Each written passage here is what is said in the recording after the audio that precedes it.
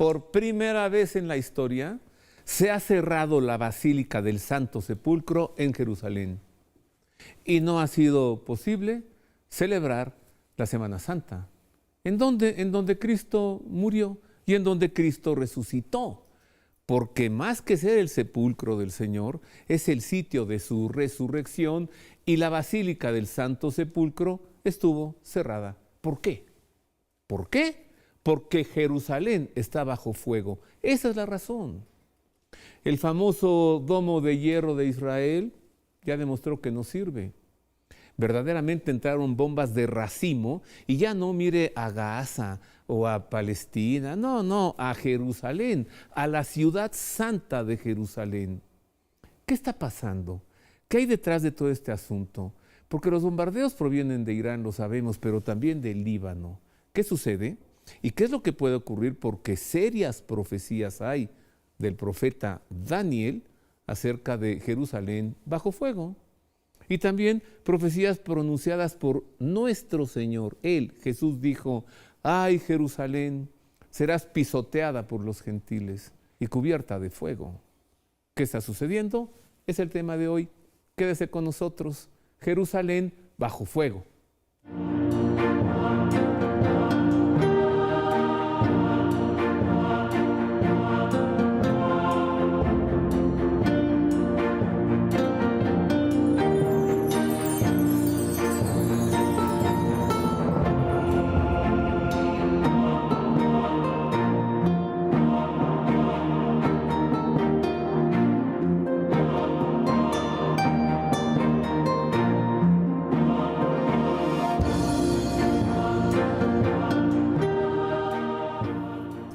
En efecto, ese es el tema, queridos amigos, hablemos de esto. Jerusalén, no dije Israel, Jerusalén, la ciudad santa bajo fuego. Busqué a un gran analista de la geopolítica internacional, me refiero a Miguel Salinas, a quien le agradezco que esté aquí. Querido Miguel, bienvenido. Gracias, Robert, siempre es un gran honor estar aquí contigo, un privilegio, de verdad que te agradezco de verdad. Y el gusto más es para por nosotros. estos temas tan candentes. Tengo aquí en mi mano este libro que escribió tu servidor, que se llama El Hijo del Carpintero, y es sobre el Evangelio de San Marcos. Si yo abro el Evangelio de San Marcos, en el capítulo 13, me encuentro con este texto. Porque aquellos días habrá una tribulación cual no la hubo desde el principio de la creación que hizo Dios hasta el presente, ni la volverá a haber. Y además habla de, habrá guerras, claro, habrá terremotos. Nunca, querido Miguel, había yo visto a Jerusalén bajo fuego. Bueno, el año pasado, unos drones allí, pero no tenían nada, eran como de fantasía. Ahora está en serio. Sí, así es. Tengo un amigo que vive en Jerusalén y me mandó videos que hizo desde la azotea de su casa con su celular, ¿no? Viene la bomba y se hace así. Y entonces de ahí salen de 20 a 30 bombas, son las bombas de racimo. Sí, exactamente. ¿Crees que sea un cumplimiento profético? Puede ser, y lo hemos comentado, recordarás que el año pasado estuve aquí también teniendo esta oportunidad. Inolvidable. Gracias, y platicamos sobre que Israel era el único país en el mundo interesado en que estallara una tercera guerra mundial, precisamente porque hay un contexto espiritual que a ellos les urge que se cumpla, es decir, una serie de profecías para que ellos puedan finalmente pues, dominar al mundo, que ha sido su aspiración desde siempre. Para que eso suceda, pues tiene que surgir esta figura llamada el Anticristo, para ellos su Mesías, pero para que surja este personaje tiene que haber una conflagración mundial, y en esa conflagración pues Israel queda en el centro. Esto yo no te puedo asegurar si se va a convertir en esta conflagración mundial. Israel está haciendo todo lo posible. Bueno, Israel es mucha gente. Benjamín Netanyahu y el partido Likud, que es al que él pertenece, son los que están empeñados en que se cumpla en el plazo y en el tiempo que ellos necesitan que se cumplan estas profecías. El resto del mundo está tratando de aguantarlo o impedirlo. En este contexto, lo que estamos viendo en Jerusalén, esto que por primera vez en la historia hubo una Semana Santa donde no hubo gente, donde el Santo Sepulcro estuvo cerrado, donde pues no se había dado en 2000 años, algo así. Esto creo que sí, de entrada, nos debe hacer pensar que estamos viviendo un momento de la historia, pues yo creo que irrepetible posiblemente, ¿no? Por eso quise hacer este programa, precisamente porque me parece que lo que estamos viviendo es extraordinario. Mira, vamos a pedirle a Marisa que nos platique, va usted a ver de qué, porque comencé este programa hablando de profecías, ¿no? Bueno, quiero que tenga sustento la información que le daremos a usted. A ver.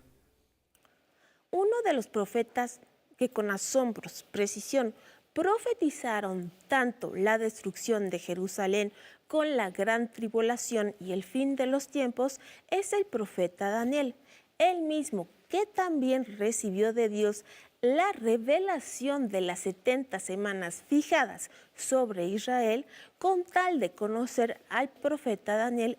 Enseguida y con gran gusto les presento, queridos amigos, esta información acerca de él.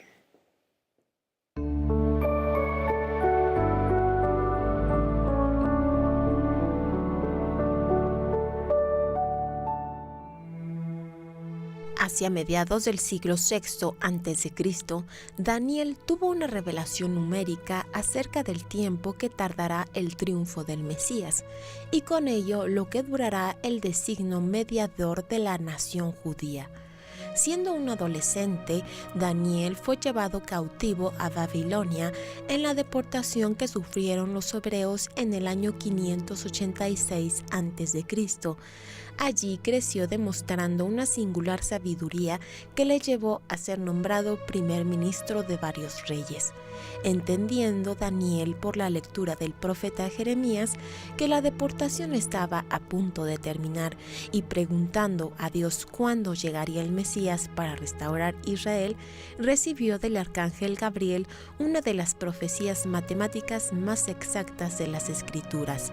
Le dijo Gabriel: 70 semanas están fijadas sobre tu pueblo y tu ciudad santa para poner fin a la rebeldía, para poner fin a los pecados, para expiar la culpa, para instaurar justicia eterna, para sellar visión y profecía, para ungir al Santo de los Santos.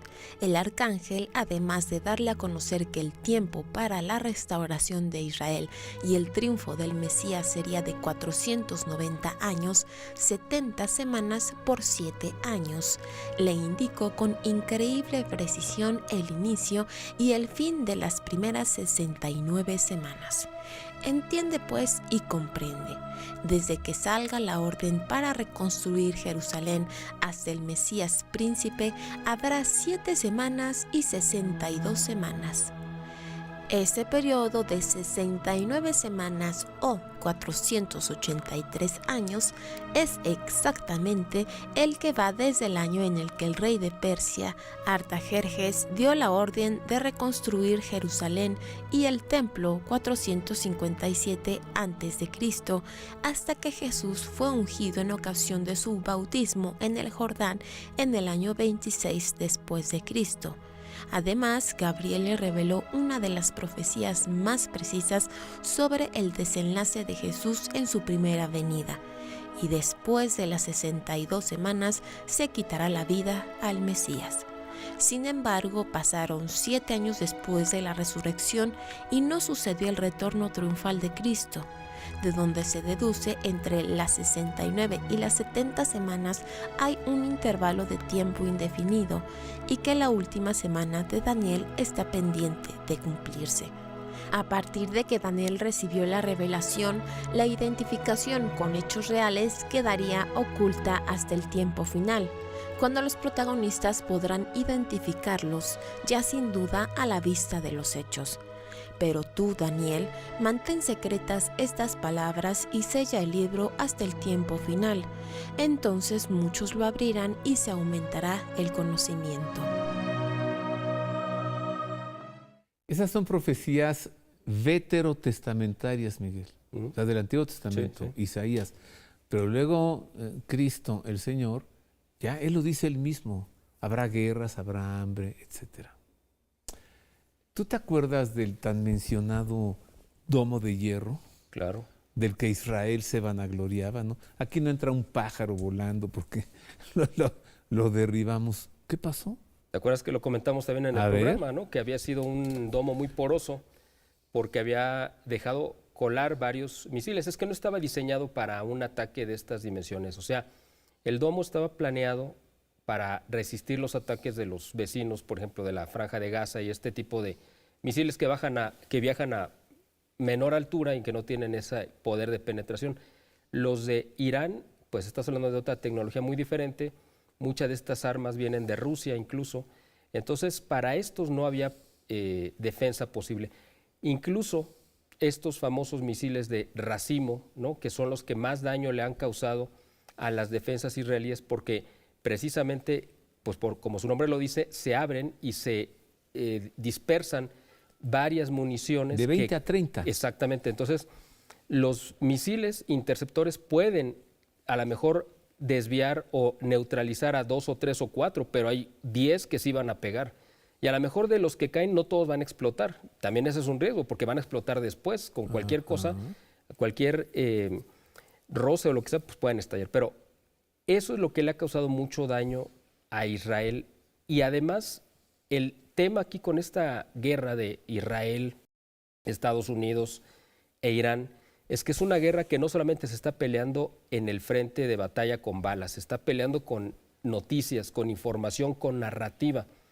Si tú ves lo que dice Estados Unidos, pues Estados Unidos ganó la guerra hace 3 semanas, ¿no? Ya ellos ya están recogiendo las cosas, ya vámonos. Irán está de rodillas, está rendido. Sí, claro, ellos están en una actitud de negociar. Si tú ves a Israel también, para Israel ya no existe Irán prácticamente, o sea, los aniquilaron. Pero si ves la versión de Irán, ellos dicen, pues ya acabamos con todas las bases norteamericanas que tienen en el Medio Oriente y ya casi les hemos hundido un portaavión y medio. O sea, tú dices, a ver, esto no es... Ninguna de las versiones coinciden con la realidad y no pueden ser todas reales, obviamente, porque son totalmente contradictorias. Entonces, ese es otro campo de batalla donde ha sido muy difícil interpretar, por eso, en esta guerra, qué es lo que realmente está sucediendo, ¿no? Porque además, por ejemplo, en el caso de Israel, ellos impusieron un cerco informativo y de censura brutal, como no se ve, solamente se ve en Cuba y en Corea del Norte, quizá en China, donde está prohibido que saquen imágenes, y aún así las hemos visto, que saquen imágenes de las destrucciones. Mira, yo te dije que tengo un amigo que vive en Jerusalén. ¿Sí? Yo le dije, ¿te puedo entrevistar por Zoom? Pues es casi que un corresponsal, ¿no? Para mí. Me dijo, no puedo. Así es. Está prohibido. Claro. Yo no puedo salir de aquí para informar lo que aquí está ocurriendo. Sí, lo expulsan o lo encarcelan.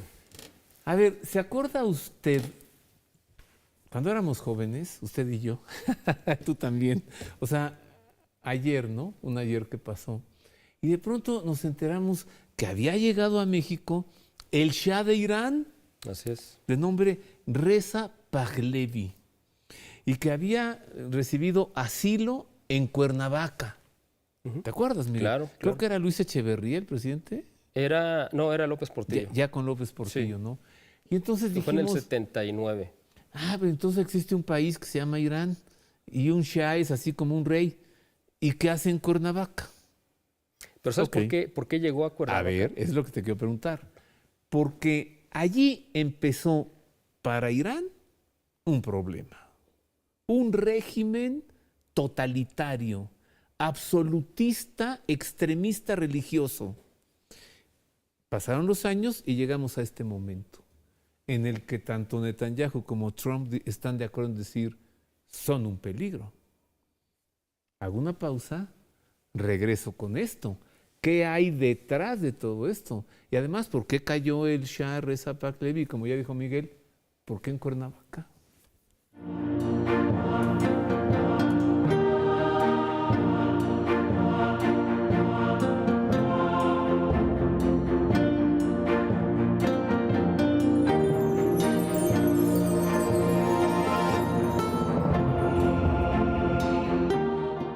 Ya estamos de regreso, queridos amigos. El tema de hoy, Jerusalén bajo fuego. Estoy conversando con Miguel Salinas, un gran analista de la geopolítica internacional y director del Boletín de Información y Estrategia. A ver, Miguel, esa relación entre Benjamín Netanyahu y Donald Trump es como sí, pero no, pero sí, pero te apoyo, pero luego mejor no. Te lo digo porque si de alguna manera podemos justificar este ataque a Irán, es decir, era un estado extremista muy peligroso para Occidente. Pero tenemos primero que saber los antecedentes. Entonces, partimos del Shah de Irán, Sí. en el exilio, jugando boliche en Cuernavaca, en el Casino de la Selva. ¿Ok? Pero además, la estancia del Shah en Cuernavaca fue muy breve, ¿no? Duró 3 meses realmente. Pues ya dije, éramos jóvenes, ya ni me acuerdo. Sí, fueron 3 meses y después se fue exiliado a Estados Unidos. Ah. Es donde vive, de hecho, su hijo ahora, que es el que ahora están barajeando si lo van a traer de regreso como el nuevo líder, ¿no? de Irán. Bueno, hay un dato interesante que poca gente sabe. ¿Por qué llegó a Cuernavaca? De cualquier parte del mundo, ¿por qué escogieron Sí, Cuernavaca? claro. Bueno, porque había una familia ahí muy poderosa, muy interesante, y fueron los que lo invitaron, que eran los Habsburgo. Había miembros de la familia sí. Habsburgo que estaban refugiados en México y vivían en Cuernavaca. Entonces ellos le ofrecieron pues un asilo e intervinieron con el presidente López Portillo para que lo recibiera. El tema es que se convirtió en un problema político, digamos, y Estados Unidos yo creo que no confió, creo, en el gobierno de López Portillo y por eso mejor se lo llevaron a Estados Unidos. Ah. Por eso fue muy breve su estancia. Pero la razón de por qué llegaron a Cuernavaca es porque estaban la familia Habsburgo, unos miembros, y por eso llegó ahí. Oye, tú sabes de todo. Bueno, pues ya ves que uno aquí anda metido en el chisme. ¿Y por qué cayó el Shah de Irán? Las mujeres andaban por la calle en bikini, bailaban en las fiestas, todo eran libres, iban a las universidades y estudiaban, y ahora no, la burka y cállate y obedécete y te agarramos a latigazos, ¿no? Sí, así es. ¿Qué pasó? ¿Irán optó por eso o qué hubo ahí? Lo que pasa es que Irán, a partir del régimen del Shah, pues fue un país que se occidentalizó y que se abrió, obviamente, a las oportunidades de Occidente, pero eso generó también mucha reticencia en el mundo musulmán más radical. En Irán, bueno, tú sabes que los musulmanes están divididos en 2 corrientes, ¿no? Los sunitas y los chiitas. Los sunitas son como el 90% del credo musulmán que hay en el mundo y ellos lo que dicen es que son los herederos directos de las enseñanzas de Mohammed o de Mahoma, que recibió de Alá, y consideran a los chiitas como herejes, porque los chiitas consideran que el verdadero depositario de la herencia de Mohammed era su yerno, que de hecho fue lo que designó. Son como los católicos y los testigos de Jehová. Haz de cuenta, más o menos. Entonces, el asunto es que en Irán está concentrado de ese 10% que hay en el mundo de chiitas, en Irán está como el 80% de ese 10%. O sea, es un país mayoritariamente chiita. Por eso también todos los países árabes, aunque sean musulmanes que están alrededor de Irán, lo ven como un extraño por 2 cosas, como ya lo comentamos en el programa anterior. Porque pues, los iraníes son persas, es decir, racialmente no son árabes, Ajá. y además porque pues, son los herejes del credo musulmán. Ajá. Son Entonces, secta, por esas son 2 secta. razones, los demás países del Medio Oriente los ven con desconfianza y por eso también empezaron a bombardear a sus vecinos, porque cuando uno lo ve desde fuera, uno dice, oye, pero si todos son musulmanes, deberían de hacer ronda todos juntos. Pues no, Sí, porque pues hay no. mucha diferencia. O sea, para el mundo islámico, Irán es el apestado, Se puede decir que sí. el sectario, el separado. Así es. Por eso no se han involucrado en esta guerra. Exactamente. Eso lo supo calcular tanto Netanyahu como Trump. Así es. Ahora, en el 79 que se da el golpe y la revolución islámica en Irán para tirar a Pahlavi, al Shah de Irán, se da precisamente porque estos líderes religiosos hacen un llamado a decir nos estamos corrompiendo como sociedad porque estamos demasiado occidentalizados y necesitamos regresar a nuestros orígenes. Entonces, hacen un movimiento social, prende la mecha, tiran al Shah y entran en guerra en el 80 con Irak. Y con Irak pelearon durante 8 años, pero lo interesante es que Irak estaba recibiendo al mismo tiempo el apoyo de tanto económico como de armas de Estados Unidos y de la Unión Soviética, o sea, de los dos. Y no pudieron con Irán. Eso es algo de tomar en cuenta. Sí. Y a partir del 79 ahí surge otra cosa muy importante que tiene que ver directamente con este asunto. Se crea la Guardia Revolucionaria Islámica, que es un ejército paralelo. Es la Guardia Nacional de López Obrador o las guardias bolivarianas de Venezuela o las guardias de Cuba. Es decir, cada vez que hay una revolución de izquierda, tienen que crear su propio ejército ideologizado, porque el ejército tradicional no comparte esa misma postura. Entonces, el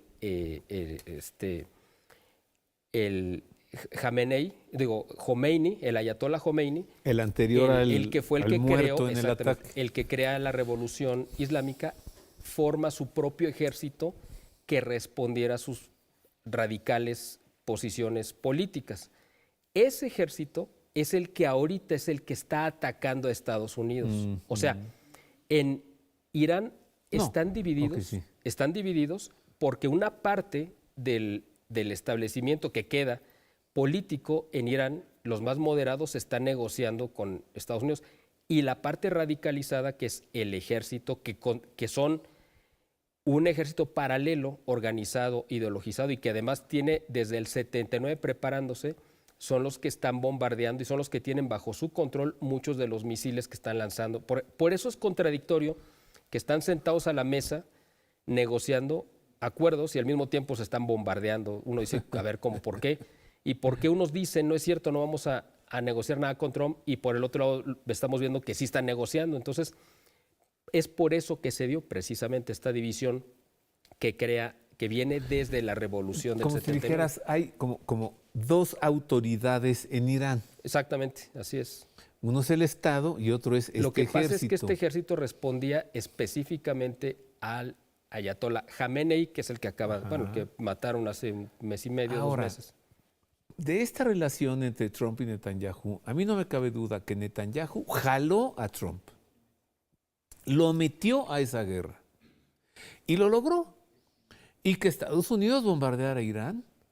Oye, ¿por qué? Ahora te voy a poner Porque antes Trump le había dicho a Netanyahu, ni se te ocurra, ¿eh? Y me vas terminando todas tus guerritas. Te voy a poner De un escenario alterno, porque eso es lo que parece. De hecho, en el año pasado, lo que pasó con la famosa guerra de los 12 días fue precisamente eso. Israel involucra a Estados Unidos en una guerra que no le correspondía, y por eso Estados Unidos trató de detenerla, porque no tenía ninguna ganancia.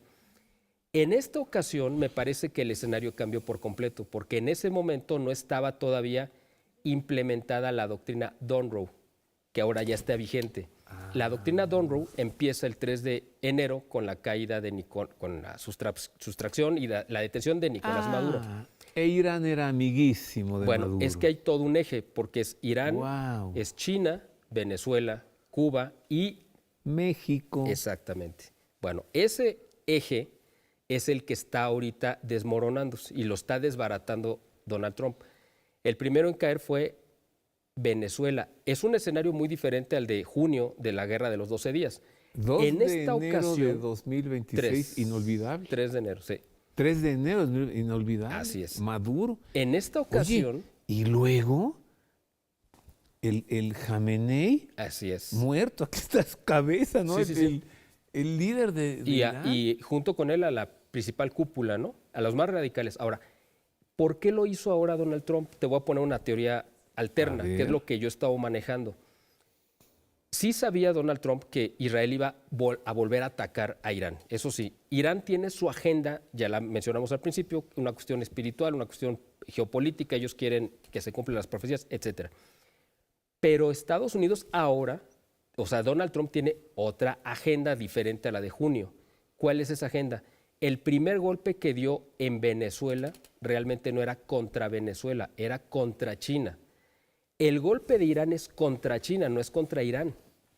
O sea, lo que quiere Donald Trump es poner de rodillas a China, y para ponerlo de rodillas le está cortando las fuentes de suministro de petróleo de donde se surte China. Si tú le cortas a tu principal rival su fuente de abastecimiento, lo vas a sentar a negociar en las condiciones que tú quieras. Tú sabes que estaba programada una reunión, una cumbre entre Xi Jinping el presidente de China y Donald Trump para el 31 de marzo, o sea, hace 3 semanas, ¿no? Y se pospuso para, pues dentro de un mes, más o menos para mediados de mayo. ¿Por qué? Porque todavía no está terminada la operación de Irán, es decir, Trump necesita consolidar el control físico de las plantas, o sea, de las instalaciones petroleras de Irán, para entonces cortarle ese suministro a China. Estás hablando de que entre Irán y Venezuela es el 30% del consumo de petróleo que tiene China. Si tú le quitas esa entrada es la tercera parte, o sea, le paralizas la tercera parte de su economía a China. Es un golpe que China no se lo puede librar tan fácilmente porque además te lo está dando tu principal cliente. O sea, no es cualquier persona, es el que más te compra, al que más le vendes, del que dependes y aparte te está dando ese golpe y te lo tienes que tragar. Oye, ¿y todos esos buques de petróleo de ayuda para Cuba? Ya supimos que no se quedaban en Cuba. Claro. ¿A dónde se iban? Así es. ¿A dónde, tú sabes? Sí, bueno, se vendían en el mercado negro, se le vendían a China principalmente. Ah, mira. Entonces, ahí está, otro corte de suministro. Así es, porque lo que hacía el gobierno de México al mandarle los buques, por ejemplo, ¿no?, de petróleo, era comprarle el petróleo a Estados Unidos, que era absurdo. O sea, México le compraba petróleo a Estados Unidos y se lo mandaba a Cuba. Cuba lo recibía gratis y lo vendía en el mercado negro por debajo del precio de mercado. Y le llegaba a China.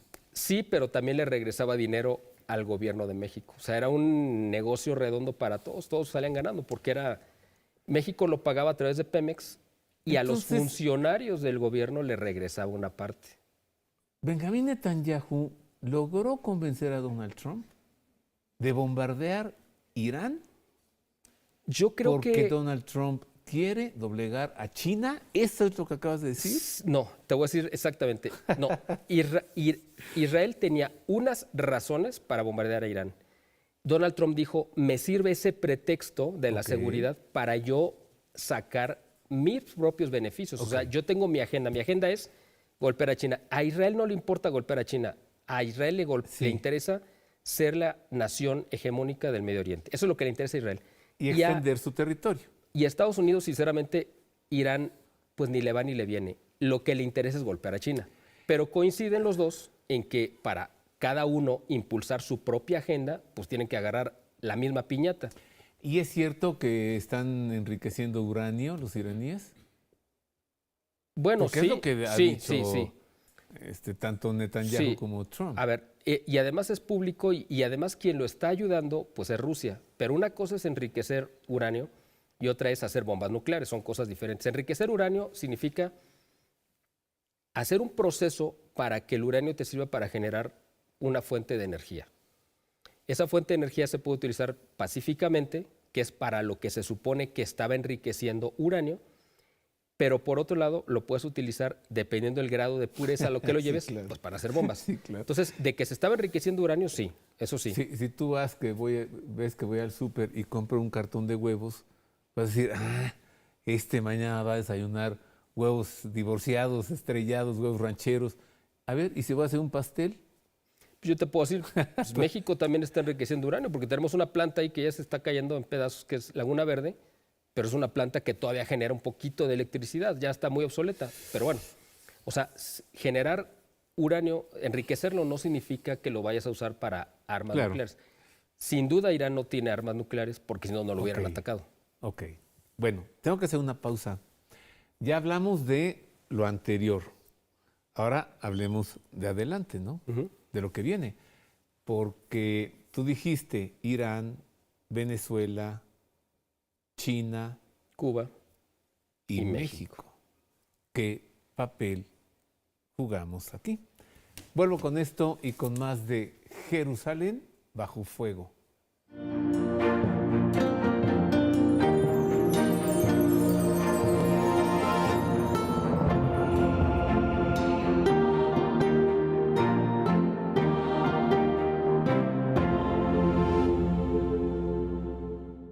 Estoy conversando, queridos amigos, con Miguel Salinas. Él es un gran analista de la geopolítica internacional es también el director del Boletín de Información Estratégica y el tema de hoy, Jerusalén bajo fuego.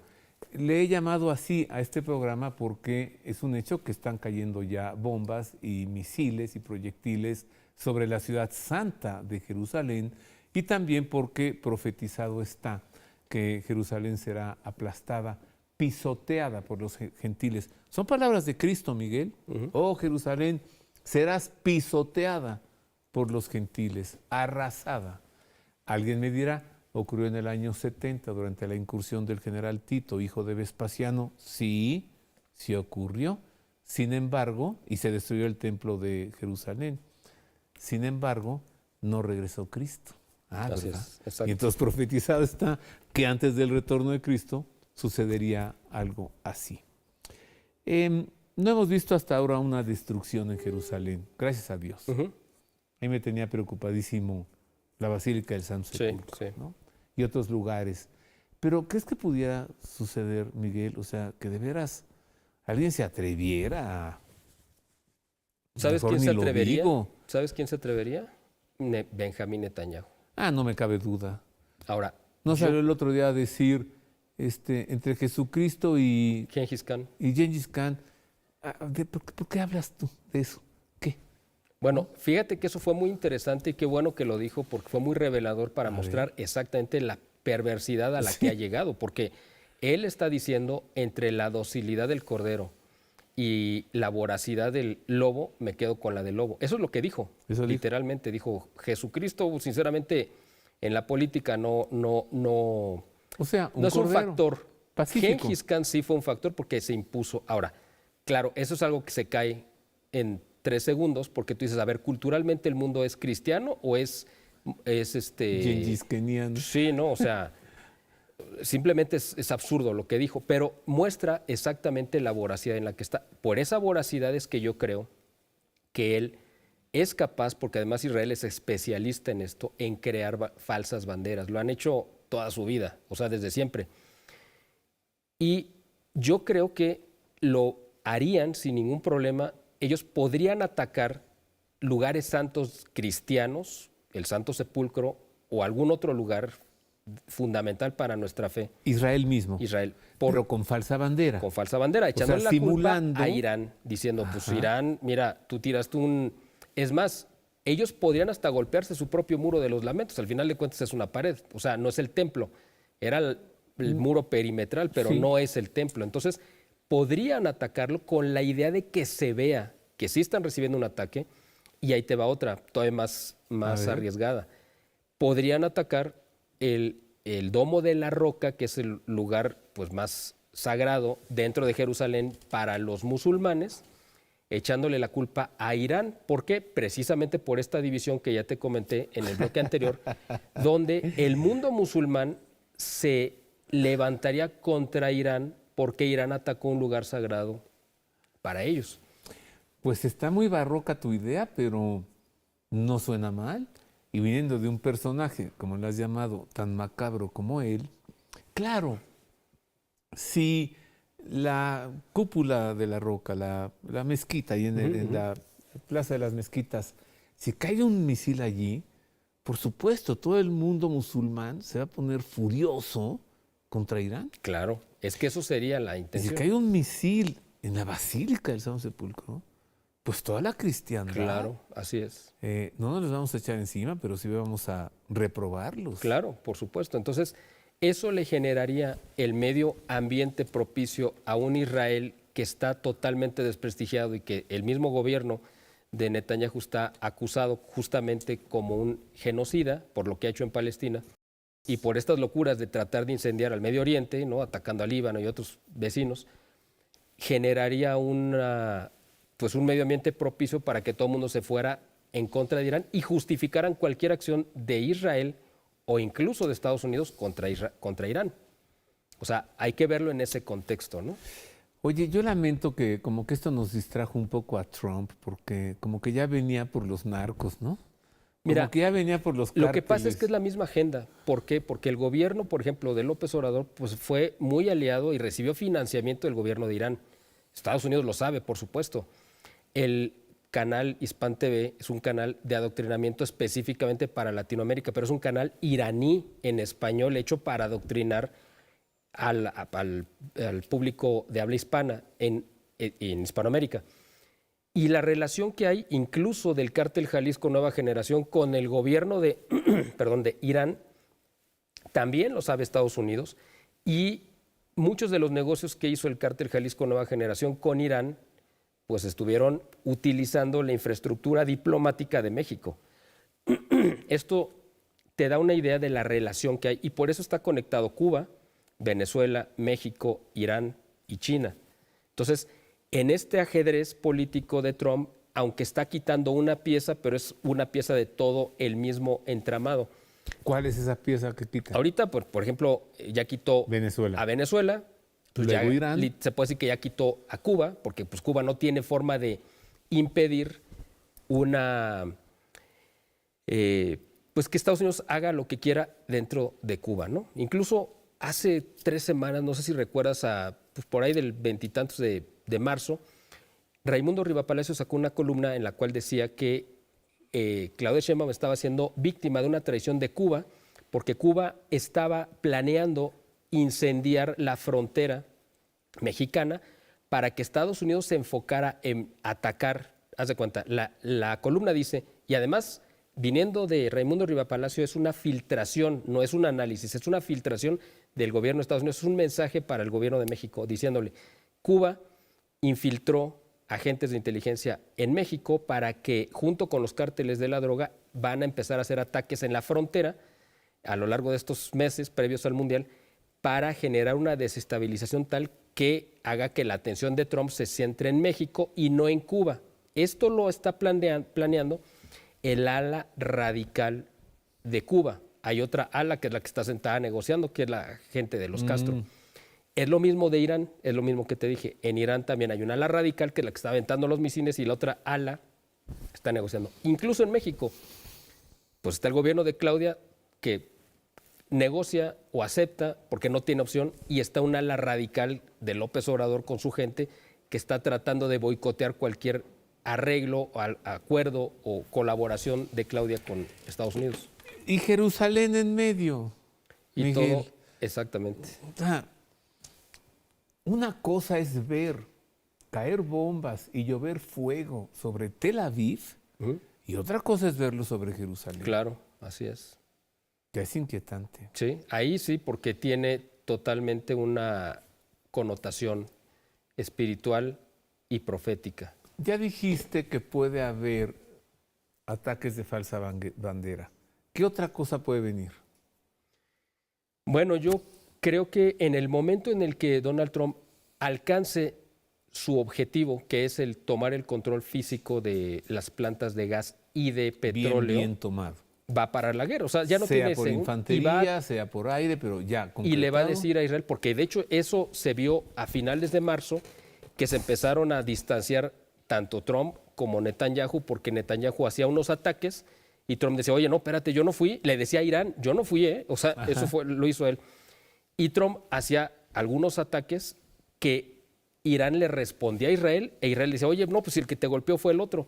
Entonces, entre ellos dos ya empieza a verse una distancia y una separación muy clara de objetivos. Eso creo que es positivo, porque en este juego de fuerzas, el que se tiene que acabar imponiendo, pues es Donald Trump, ¿no? Sí le apostó muy alto. Si Donald Trump está ahorita en como una montaña rusa hacia arriba, y es la parte más difícil, y nosotros vemos que parece que no le va a alcanzar la fuerza y se va a ir para atrás y se va a desmoronar todo.